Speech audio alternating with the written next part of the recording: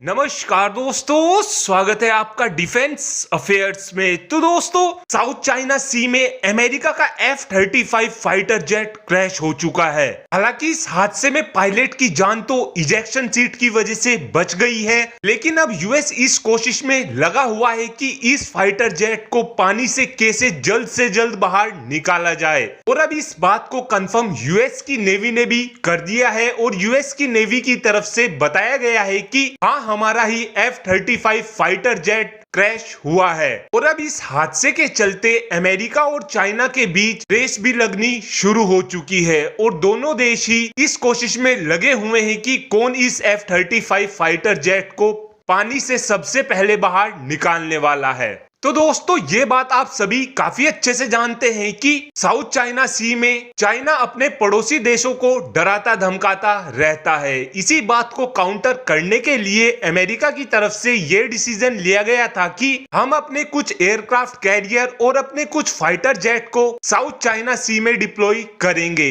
इसी बात के चलते अमेरिका की तरफ से साउथ चाइना सी में अपने aircraft carrier USS Carl Vinson को भेजा गया था और इस एयरक्राफ्ट कैरियर की मदद से 20 से 21 तारीख को यूएस नेवी साउथ चाइना सी के पास में एक युद्ध अभ्यास कर रही थी और उस दौरान इस एयरक्राफ्ट कैरियर की पोजीशन फिलीपींस सी में थी। और जिस दौरान ये युद्ध अभ्यास चल रहा था तो उस टाइम USS कार्ल विन्सन पर कुछ F-35 फाइटर जेट तैनात थे जो युद्ध अभ्यास के दौरान एयरक्राफ्ट कैरियर से उड़ान भर रहे थे। लेकिन उस दौरान एक हादसा हो जाता है जिसमें अमेरिका का F-35 fighter jet USS Carl Vinson से जाकर हल्का सा टकरा जाता है, जिस वजह से ये फाइटर जेट क्रैश हुआ। और दोस्तों, आपको बता दें कि अमेरिका की तरफ से 1 से 2 महीने बाद लगातार ही साउथ चाइना सी में इस तरीके के युद्ध अभ्यास चलते रहते हैं। और अमेरिका की तरफ से ये डिसीजन इसलिए लिया गया था क्योंकि साउथ चाइना सी में चाइना अपने पड़ोसी देशों को डराता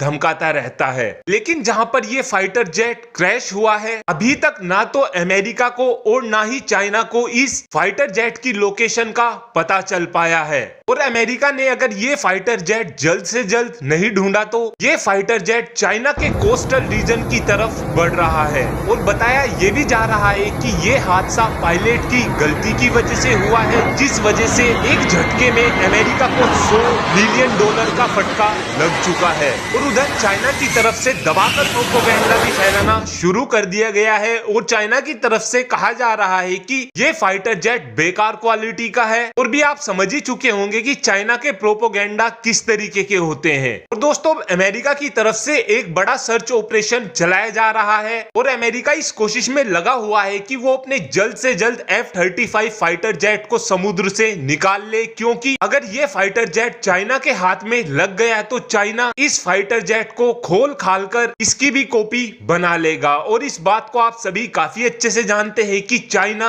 दुनिया भर के देशों की हथियारों की टेक्नोलॉजी को चुराने में माहिर हो चुका है। और अगर ये फाइटर जेट चाइना के हाथ लग गया तो यूएस की पूरी मेहनत पर पानी फिर जाएगा, क्योंकि चाइना इस फाइटर जेट की कॉपी बनाने से बिल्कुल भी बाज नहीं आएगा। और आने वाले 3 से 4 साल के अंदर आप ये भी देख सकते हैं कि चाइना की तरफ से J-35 नाम का एक फाइटर जेट लॉन्च कर दिया जाए। लेकिन अब ये देखना अहम होगा कि ये फाइटर जेट क्या चाइना के हाथ लगता है या फिर ये फाइटर जेट अमेरिका के हाथ लगता है। Thanks for watching this video.